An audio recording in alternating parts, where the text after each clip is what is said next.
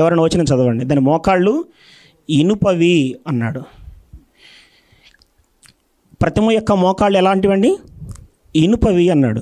ఇనుము దేనిని తెలియజేస్తుంది? ఇనుము ఏ రాజ్యాన్ని సూచిస్తుంది? తల బబులోను సామ్రాజ్యాన్ని సూచిస్తే, దాని తర్వాత మెడ కింది భాగము మాదీయ పారసీక సామ్రాజ్యాన్ని చూపిస్తే, ఉదర భాగము తొడల భాగము గ్రీకు సామ్రాజ్యాన్ని సూచిస్తున్నప్పుడు మోకాళ్ళు దాని కిందన్న భాగము ఏ రాజ్యాలను సూచిస్తుంది? రోమా రాజ్యము. రోమా రాజ్యం యొక్క ప్రారంభం ఎప్పుడైంది అని అంటే సుమారు క్రీస్తు పూర్వం 100. అక్కడి నుంచి వాళ్ళ యొక్క పరిపాలన అనేది కాదు, కానీ వాళ్ళు చాప కింద నీరులాగా విస్తరించడం మనం చూస్తున్నాం. వాళ్ళు పూర్తిగా బలం కలిగి పరిపాలన చేసింది ఎప్పుడు అని అంటే, వాళ్ళు పరిపాలన పూర్తి స్థాయిలో కొనసాగింది ఎప్పుడు అని అంటే 30 తర్వాత నుంచి సుమారు 400 సంవత్సరాల పాటు, క్రీస్తు శకం 400 సంవత్సరాల పాటు వీళ్ళు పరిపాలన చేయడం మనం చూస్తున్నాం. ఇప్పుడు 4వ రాజ్యం యొక్క పరిపాలన మనము జాగ్రత్తగా ఆలోచన చేయాల్సిన అవసరం ఉంది. 4వ రాజ్యము ఇనుము ప్లస్ మట్టి కలిసి ఉంది అంటున్నాడు. మట్టి ఎక్కడ కలిసి ఉందండి? మోకాళ్ళ దగ్గర మట్టి కలిసిందా? మోకాళ్ళ దగ్గర మట్టి కలిసిందా? ఎక్కడ కలిసింది మట్టి? పాదములు మట్టితో కలిసి ఉన్నాయి, ఇనుము మట్టితో కలిసి ఉన్నాయి, మోకాళ్ళు కాదు. ఇప్పుడు ఇనుపవి అన్నప్పుడు రోమా స్వతంత్రంగా పరిపాలన చేస్తున్నప్పుడు, బలముగా పరిపాలన చేస్తున్నప్పుడు క్రీస్తు శకం 30లో సుమారు 30 నుంచి 33 కాలంలో సంఘము స్థాపించబడ్డదండి. క్రీస్తు శకం 33లో సంఘము స్థాపించబడ్డది. సంఘం స్థాపించబడే సమయానికి పరిపాలనలు ఎవరున్నారు? రోమీలు ఉన్నారు. లేఖనం ఏం తెలియజేస్తుంది? లేఖనం దేని తెలియజేస్తుందండి? చేతి సహాయము లేకుండా తీయబడిన రాయి వచ్చి ఎక్కడ పడాలి? మోకాళ్ళ మీద. ఇనుము మట్టితో కలిసి ఉన్న కాలాన్ని గుర్తించాల్సిన అవసరం ఉంది. ఇనుము కేవలం ఇనుము ఒక్కటే పరిపాలన చేసే కాలం కాదు. 400 సంవత్సరాల పాటుగా రోమీలు వాళ్ళ ఆధిపత్యాన్ని చెలాయించడం జరిగింది. ఆ తర్వాత రాజ్యము విభజించబడ్డది. సహోదరులు మాట్లాడుతూ దానియేలు గ్రంథం గురించి చెప్తూ మొదట ఆ ప్రతిమలో మొదట ఏంటండి? బబులోన్ అన్నారు, బంగారం అన్నారు, రెండోది వెండి అన్నాడు, ఇదేమో ఇత్తడి అన్నారు. ఇత్తడే కదండి గ్రీకు, మీరు చెప్పింది. 4వది ఏంటంటే మోకాళ్ళు అన్నారు. కానీ ఈ 5లో అంటే ఏంటంటే 5వ రాజ్యంలో మట్టిని ఇనుము ఉన్నదంట. అది ఎన్నో రాజ్యం అన్నాడు? 5వ రాజ్యం. ఆయన చెప్పింది 5వ రాజ్యం అన్నాడు. మరి అదే మీరు ఉపయోగించరు, ఎందుకనంటే ప్రజలకు తెలిసిపోద్ది కాబట్టి. ఒకటి చదువుతాం, దానియేలు గ్రంథం 2వ అధ్యాయంలో ఏం చెప్తున్నారో చూద్దాం. అక్కడ ఇదో రాజ్యం ఎక్కడ చెప్పలేదు. 1 బబులోను, 2 మాదియా, 3 గ్రీకు, ఇదొకటి అని చెప్పలేదు. చూద్దాం దానియేలు గ్రంథం 2వ అధ్యాయం. ఫస్ట్ది ఏంటంటే బబులోను రాజ్యం నెబుకద్నెజరు గురించి చెప్తున్నాడు. 1 తాము చనిపోయిన తర్వాత, అంటే నెబుకద్నెజరు చనిపోయిన తర్వాత ఎన్నో రాజ్యం అండి? ఇది 2. అటు తరువాత ఎన్నో రాజ్యం? గ్రీక్ అంటే 3. ఎత్తడి అంటే ఏంటి? వెండిది 2, ఎత్తడి అంటే 3 గ్రీకు. పిమ్మట 4వ రాజ్యం ఒకటి లేచును. 4వ రాజ్యం జాగ్రత్తగా చూడండి. 4వ రాజ్యం ఇనుము వలె బలముగా ఉండును.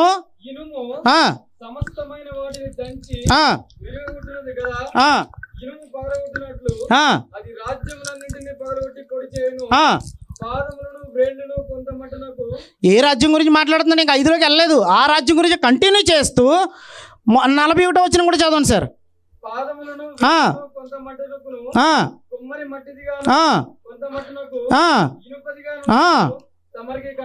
కనబడను. ఆ రాజ్యములో భేదములుండును. అయితే ఇనుము బురదలో ఉండును గనుక ఆ రాజ్యము ఇంత పై వచ్చిన చెప్తున్నాడు. ఏ రాజ్యం అంటది? 4వ రాజ్యం. ఇక్కడ 5లు, ఇదేమో ఇక్కడ వరకు ఏమో ఇనుము. ఇది అయిపోయిన తర్వాత ఇంకోటి వస్తుంది, సగం మట్టి సగం ఇనుము కాదు. దీని గురించి కంటిన్యూ చేస్తున్నాడు. బాగా చదవాలి, క్లియర్గా రాశాడు. ఇక్కడ 4వ రాజ్యము. 4 అయిపోయిన తర్వాత ఇంకోటి వస్తుంది. అది ఇంకా వచ్చిందా అని అంటున్నారు సోదరు. ఎందుకు రాలేదు? ఇంకా వస్తుందా? మరి అసలు రాజులు అనే వాళ్ళు ఉన్నారా? ఎక్కడో అక్కడక్కడ ఉండొచ్చు, ఆఫ్రికాలోనే ఎక్కడెక్కడ ఉండొచ్చు. అసలు రాజులు వస్తారా? ఆ రాజులు ఇది అసలు అర్థమవుతుందండి? అసలు భేదములు ఉన్నాయన్నాడు. ప్రకటన గ్రంథం తీసాడు, అక్కడ క్లియర్గా మీకే అర్థం కావాలి. 10 కొమ్ముల్లో ఒక కొమ్ము, 3 కొమ్ముల్లో ఒక కొమ్ము యుద్ధం జరుగుతుంది. భేదాలంటే అది. అంతేగాని ఇక్కడ ఇనుము అయిపోయింది మట్టి అని అక్కడ ఉందా బైబిల్లో? 4వ రాజ్యము, ఆ రాజ్యములో స్థాపిస్తాడన్నాడు. 4వ రాజ్యం ఏంటి? రోమ. సంతోషం. చూద్దాం. 2వ మాటలకు సహోదరులు మాట్లాడి జాగ్రత్తగా చదవాలి. వాక్యం చదివితే ఎవడో అన్నాడట, మా సైడ్ చెప్తూ ఉంటారు రాజమండ్రిలో, వారు దొనపోతు తినింది దొండ గట్టిమెట్లు కట్టి నన్ను అలాగండి అయ్యారు అన్నట. దొన్నపోతే అనడం ఏంట్రా అని అడగాలి. అడిగేవాడు లేక దొన్నపోతు ఈనేస్తే దొండ ఎక్కడ వెళ్ళట, గట్టిమెట్లు కట్టేస్తావా? దొన్నపోతే అనడం ఏంట్రా అని అడాలి. ఇక్కడ చూడండి ఎలాగున్నది, జాగ్రత్తగా చదవాలి. అక్కడ 5 ఉంది అసలు, ఆయన చెప్పలేదని భలే తప్పించుకుంటున్నారు. అసలు ఆయన ఏం చెప్పాడు? 4 అయిపోయిందంటే ఇంకొకటి ఉందట, మట్టిని ఇనుముని. బైబిల్ అలా చెప్పలేదు, 4నే కంటిన్యూ చేస్తున్నాడు. పాదము ప్లస్ కింద కూడా చెప్తున్నాడు, మోకాళ్ళు పాదము కూడా ఒక రాజ్యమే.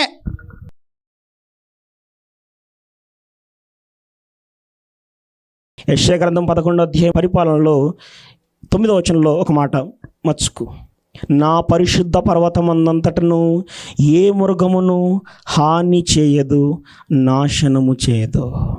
సహోదరు ఎక్కడ మృగము అని అన్నారు, ఎక్కడండి?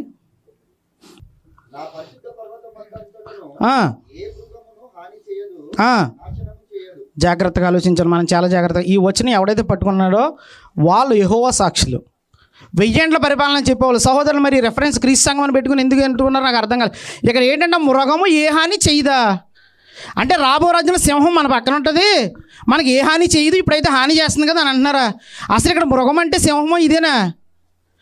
22వ కీర్తన 27వ వచనం తీయండి. అసలు 22వ కీర్తన ఎవరి గురించి రాయబడింది చెప్పండి. అర్థమవుతుంది. మొదటి వచనం చదువుదాం. నా దేవా నీవు నన్ను నిలబెట్టినాడు అంటే ఎవరి గురించి చెప్తున్నాడు? 22వ కీర్తన యేసుక్రీస్తు గురించి. 21వ వచనం చదవండి. సింహపు నోట నుండి నన్ను రక్షింపుము. ఏంటి యేసుక్రీస్తు ఏమని ప్రార్థన చేస్తున్నాడట? తండ్రి సింహం నుంచి కాపాడంటే అర్థం ఏంటి? నిజమైన సింహం వచ్చేస్తుందా? ఆది కాండము ఒక వచనం తెద్దామండి, 6వ అధ్యాయం 21వ వచనం. సార్ ఆగండి. నోవాహు ఏం చేశాడట? అక్కడ అట్లు చేశాడు కదా, నేను ఇప్పుడు దోశలు వేస్తాను బోండాలు వేస్తాను కాదు, అట్లు అంటే అట్లు కాదు, ఆ విధముగా చేశాడు. ఇందాక మరి సహోదరులు చేసి ఇక్కడ మృగము అని అంటే మరి కీర్తన గ్రంథంలో ఏమనండి, సింహం నోటి నుంచి తప్పించావు, అక్కడ నువ్వు సింహం నుంచి నన్ను తప్పించితే అన్నాడు. సింహం అంటే ఏంటి? రోమా సామ్రాజ్యంలో ఉన్నట్టు రాజు గురించి చెప్తున్నాడు. ఇక్కడ యేసుక్రీస్తు సింహం అంటే ఏం చెప్తున్నాడు? ఆయన ఉన్నటువంటి కాలంలో ఏ రోజుల గురించి, ఆ రాజుల గురించి, రోమా సామ్రాజ్యం ఆ సింహం నోట్ల నుంచి తప్పించి నన్ను, గురుపత్రుల కొమ్మల నుంచి ఈ పరిసర శాస్త్రులు అందరూ ఉన్నారే, అక్కడి నుంచి సింహం అంటే సింహం, ఏ మృగం హాని చేయదంటే సింహం కాదు. ఉదాహరణకి రామగారు లేవండి సార్, అక్కడ మీరు చదివితే ఏ మృగమును హాని చేయదు. ఎక్కడ?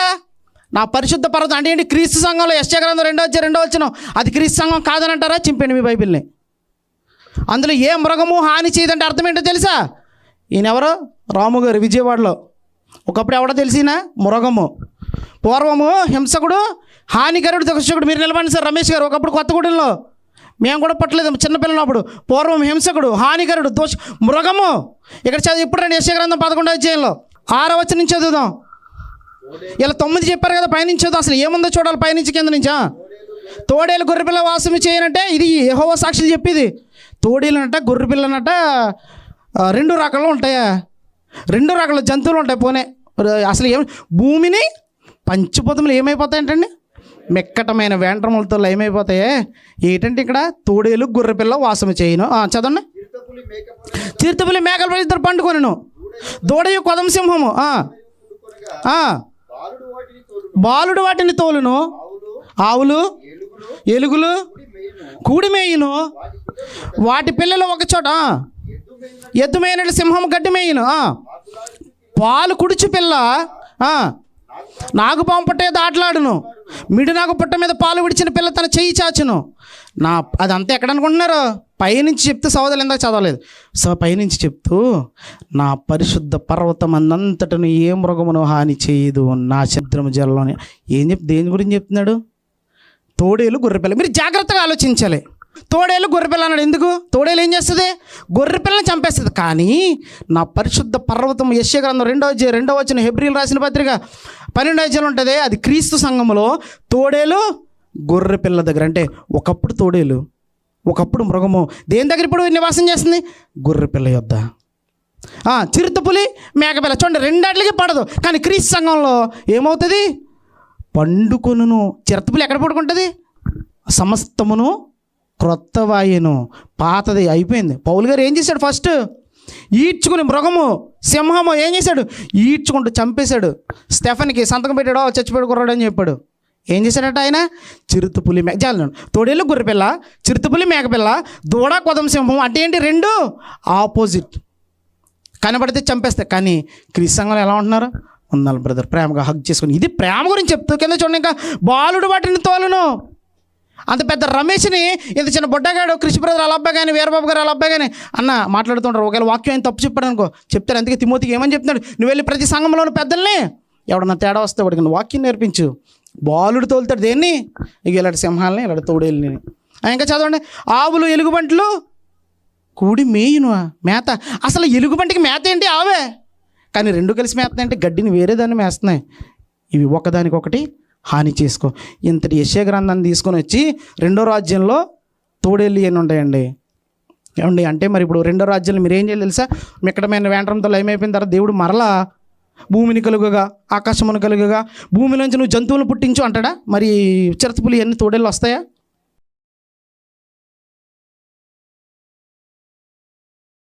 ఆయన రాజ్యములోకి ప్రవేశించాలంటే మరొక ప్రాముఖ్యమైన షరతు, రక్త మాంసములు దేవుని రాజ్యాన్ని స్వతంత్రించుకోలేవు. కొరింథీయులకు రాసిన మొదటి పత్రిక 15వ అధ్యాయం 50వ వచనం నుంచి.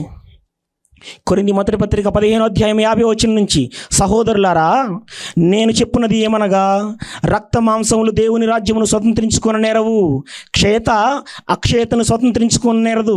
క్షయమైనది ఏంటి? అక్షయమైనది ఏంటి? ఈ దేహం క్షయమైనది, అక్షయమైనది దేవుని రాజ్యం.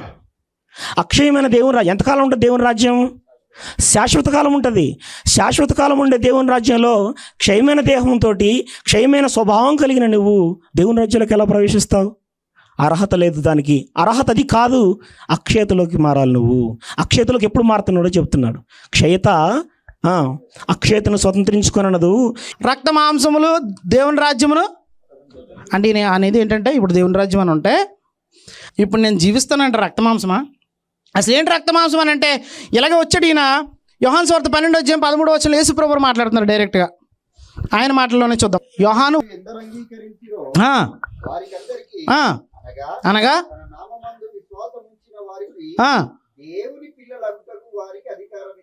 ఇంకా చదవండి సార్ 13 కూడా.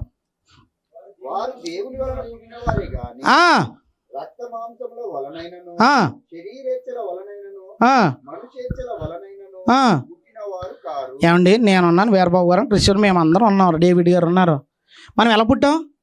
శరీరేచ్ఛల నుంచి శరీర మూలంగానే పుట్టాను కదా. కానీ ఈయనంటే కాదంటున్నాడు ఏంటి ఇక్కడ? బ్యాప్తిస్మం ఎవడైతే తీసుకుంటాడో వాడికి శరీర మూలంగా కాదు. ఎవడికి కుమారుడు? మనం కూడా మిస్టేక్ చేస్తూ ఉంటాం పబ్లిక్ మీటింగ్లో.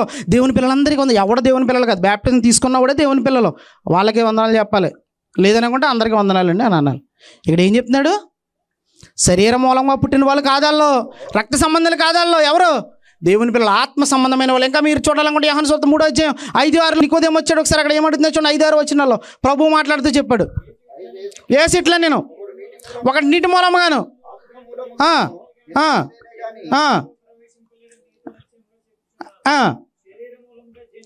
జాగ్రత్తగా చూడండి. శరీర మూలంగా జన్మించినది ఆత్మ. ఏమండి ఇప్పుడు నేను జీవిస్తున్నానంటే క్రీస్తు సంఘంలో ఉన్నానంటే నేను ఇప్పుడు ఆత్మని, ఆత్మ సంబంధమైనటువంటి క్రీస్తు సంఘం, ఆత్మ సంబంధమైనటువంటి రాజ్యము ఒకటండి. సింపుల్ అండి. మీకు అర్థం కావాలంటే అపోస్తలుడైన పౌలు గారు ఎవరిని హింసిస్తున్నాడో? సంఘాన్ని హింసిస్తుంటే యేసు